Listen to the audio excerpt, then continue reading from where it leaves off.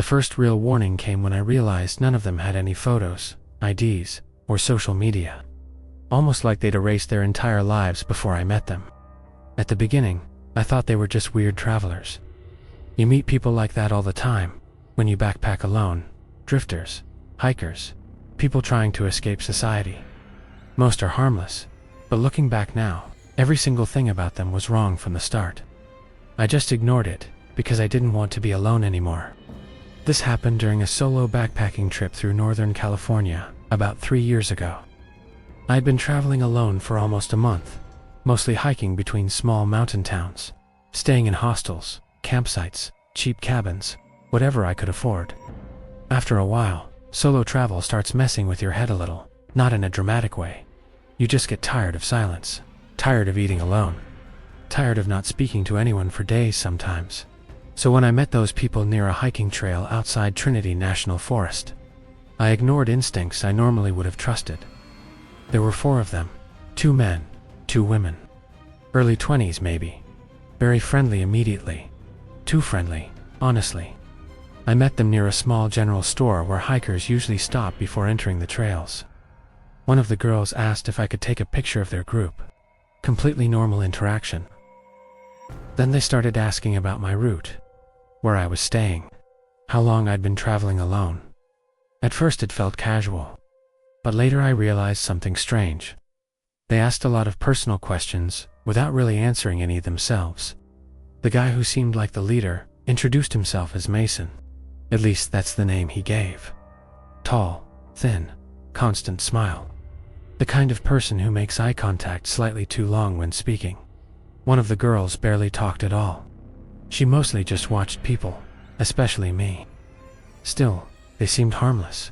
Actually, they seemed fun, confident, social, experienced travelers. And after weeks alone, that kind of energy pulls you in fast. Eventually, Mason said they were hiking toward a remote lake campsite, deeper into the forest, and invited me to come along. I almost said no. That's the part that bothers me most now, because something inside me hesitated immediately. But I ignored it, and honestly, the first day with them was great. We hiked for hours through incredible forest trails, shared food, joked around near campfire spots. It felt like the kind of random travel friendship people always talk about online. That's why it took me too long to notice the small things. Like how they never took photos of themselves, not one. Which is strange because travelers photograph everything. Or how they never used phones around each other. Or how nobody ever mentioned family, jobs, hometowns, anything normal. Every conversation stayed weirdly surface level. At first I thought maybe they were private people. Then came the second night. That's when I started realizing something was deeply wrong. We'd reached an isolated lake area miles from the nearest road. No signal. No other hikers nearby. That evening we sat around a fire drinking cheap whiskey while it got dark. Everything felt normal for a while. Then one of the girls suddenly asked me, "What would your family do if you disappeared out here?" I remember laughing awkwardly, because the question came out of nowhere. But nobody else laughed. They all just looked at me, waiting. The silence afterward felt wrong immediately. I tried joking about it again, but Mason kept staring into the fire and quietly said, "People vanish in forests all the time." Something about the way he said it made my stomach tighten instantly. Not joking, not dramatic matter-of-fact. Then the quiet girl, the one who barely spoke, suddenly asked, "Would anybody come looking for you right away?" That was the moment my instincts finally started screaming at me internally. Because normal people don't ask questions like that around a fire in the middle of nowhere. I remember forcing another laugh and saying something like, "My mom would probably send helicopters after 2 days." Nobody reacted. Then Mason smiled slightly and said, "That's longer than most people." I barely slept that night. And sometime around maybe 3 a.m., I woke up and realized all 4 of them were standing awake outside my tent, not talking. Just standing there quietly in the dark. The second I saw them standing outside my tent that night, I pretended to still be asleep. I don't know why, instinct maybe. But something about the way they were standing there made me afraid to let them know I was awake. There were no flashlights on, no talking. Just 4 dark silhouettes near the fire pit staring toward my tent in complete silence. At first I told myself maybe they heard an animal outside camp. That would have been normal. Except nobody was looking toward the woods. They were looking directly at me. Or at least at my tent. I remember barely breathing while watching through the thin fabric. Then, after maybe 20 seconds, Mason quietly said, "He's still asleep." One of the girls whispered something I couldn't hear clearly. Then all four slowly walked back toward their tents. That should have been the moment I packed my stuff and left immediately. But here's the problem with fear in isolated places. Your brain keeps trying to reduce it into something reasonable. I spent the rest of the night convincing myself I misunderstood what I saw. Maybe they were drunk. Maybe they were checking on noises. Maybe I was overreacting. By morning, everyone acted completely normal again. Too normal. Laughing. Making coffee. Talking about hiking routes. That actually made things worse, somehow. Because now I couldn't tell whether I'd imagined the tension during the night. Still, little things kept happening, and each one pushed my instincts further into panic. Later that day, we reached another remote campsite, deeper into the forest, near an abandoned fire lookout tower. No roads nearby, no hikers, nothing. That's when I noticed the first genuinely disturbing thing. We passed another solo backpacker on the trail. Young guy, probably college age. And the second he greeted us, the energy in the group changed completely. Everybody became weirdly quiet, watching him, especially Mason. The backpacker asked casually where we were headed. Before I could answer, Mason stepped closer and asked, "You hiking alone?" The guy nodded. And I swear this is true. All four of them exchanged quick looks with each other. Tiny looks, but noticeable, like silent communication. The backpacker seemed uncomfortable immediately too, because he quickly kept walking after that. And as soon as he disappeared down the trail, one of the girls quietly said, "He wouldn't last long out here." That sentence hit me hard. Because she didn't sound concerned. She sounded amused. That's when I started mentally planning how to leave them safely. But there was another problem now. We were deep enough into the forest that hiking back alone before dark wasn't realistic anymore, and they knew that. That evening around the fire, things got even worse. Mason started asking strange questions again. Not casual ones. Specific ones. How much cash are you carrying? Did anybody know exactly where you planned to hike? What was the last town you checked into? Every answer I gave seemed to interest him too much. I started lying after that, telling them people expected me at certain locations, that friends had my route information, things like that.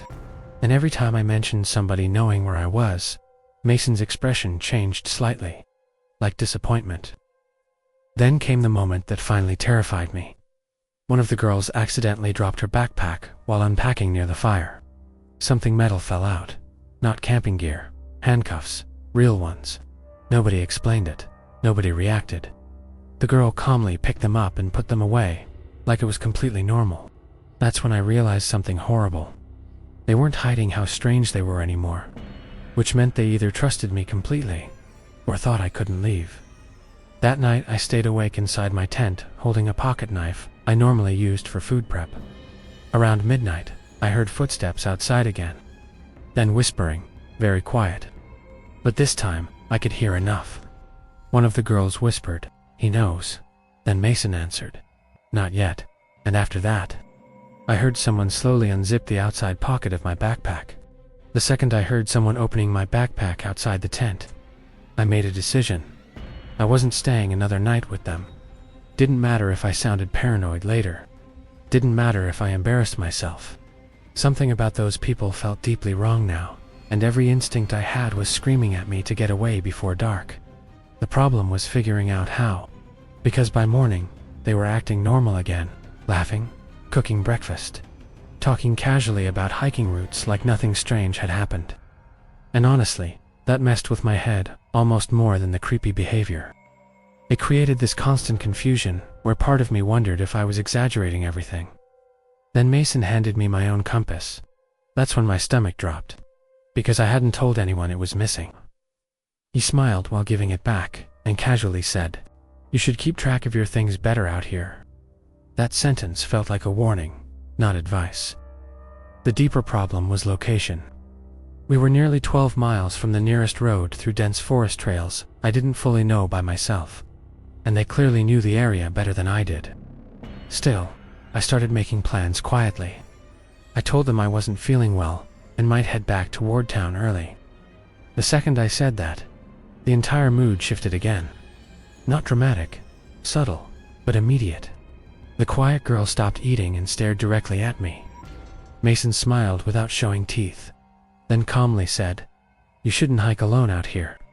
Something about the emphasis on alone made my chest tighten. I forced a laugh and said I'd be fine. Nobody answered. That afternoon we reached the abandoned fire lookout tower, and honestly, that place felt wrong immediately. The tower sat isolated on a ridge overlooking miles of forest. Old wooden structure, rusted stairs, half collapsed in places. No signs, no visitors, but there were fresh footprints around it. That's what bothered me. Fresh, like somebody else had been there recently. Mason noticed me looking and quietly said, "People come up here when they don't want to be found." I remember asking what that meant. He just smiled again. Later that evening, I finally got enough phone signal near the ridge to attempt sending a message to my brother. Only one text. "Something feels wrong with these people." I never found out if it sent, because seconds later Mason appeared behind me silently. I didn't even hear him approach. He looked down at my phone, then calmly asked, "Who are you talking to?" That's when real fear finally kicked in, because until then, everything had still been strange, but explainable. That moment felt different, controlled, like he was monitoring me. I lied and said I was checking maps. He stared at me for several seconds before smiling again. Then he said, "No signal out here anyway," and walked away. That night I decided I'd leave before sunrise no matter what. I barely slept. Then sometime around 4 a.m., I heard screaming in the distance. Not close. Far, somewhere through the woods. Humans screaming. Brief, then silence. Nobody else reacted. Not one person left their tent. That's what terrified me most. Like they were expecting it. Before sunrise, I packed everything quietly. No flashlight, no noise. I just wanted distance between me and them before anyone woke up. The forest was freezing cold and covered in fog. At first, I thought I'd escaped cleanly. Then, after maybe 20 minutes hiking downhill, I heard footsteps behind me. Not close, but matching pace. Stopping when I stopped. Moving when I moved. I never turned around fully because deep down I already knew who it was. Eventually, I reached an old ranger cabin near the lower trail area. Boarded windows, half collapsing, but still standing. I went inside immediately to hide and figure out directions. That's when I found something that made my blood go cold. Backpacks, inside the cabin. At least 6 of them. Old hiking gear, water-damaged clothing, and scattered IDs. Different names, different states, some dating back years. One backpack still had dried blood on the strap. That's when I realized something horrifying. People had disappeared out here before, and suddenly every weird question those travelers asked me started making sense. Then, I heard footsteps outside the cabin. Slow, crunching leaves, circling the building. I stayed completely silent inside. Then Mason's voice calmly spoke through the wall. "You shouldn't have left." No anger, no panic, just disappointment. I remember gripping the pocket knife so tightly my hand hurt. Then another voice outside quietly said, "He found the cabin." After that, silence again. And honestly, that silence scared me more than yelling would have, because it felt patient, like they knew I had nowhere to go. Then the cabin door handle slowly started turning. The door opened only a few inches before stopping against a broken chair I'd shoved underneath it. That gave me maybe 5 extra seconds. And honestly, those seconds probably saved my life. Because the moment the pressure hit the door harder, I climbed through the back window of the cabin and ran into the woods without even taking my backpack. I could hear shouting behind me immediately. Not loud panic. Coordinated, like people searching. That's what terrified me most by that point. They weren't acting like random unstable travelers anymore. They acted practiced. I ran downhill through forest for what felt like hours. Branches cutting my arms. mud everywhere. And the entire time I could hear whistles in the distance. Different directions, communicating. At one point I actually saw two of them moving through trees uphill from me. Not searching randomly, tracking. Eventually I reached a road near late afternoon. Actual road. I've never felt relief like that in my life. About 20 minutes later, an older couple in a truck stopped and picked me up after seeing the condition I was in. I told them enough to convince them to call police once we reached town. Search teams went into the forest the next morning. They found the abandoned cabin, but according to officers, there was nobody there. No travelers, no campsite, nothing. And the weirdest part, the backpacks inside the cabin were gone too, almost like somebody cleaned the place overnight. I gave police descriptions of all 4 people. Nothing matched missing persons databases. No hostile records. No campground registrations. Nothing. It was like those people existed completely outside normal life. A few months later, I received my backpack in the mail. No return address. Everything inside untouched. Except for one thing. My compass. The needle no longer pointed north. It just slowly rotated in circles endlessly. And scratched into the back of it were 3 words. You left early.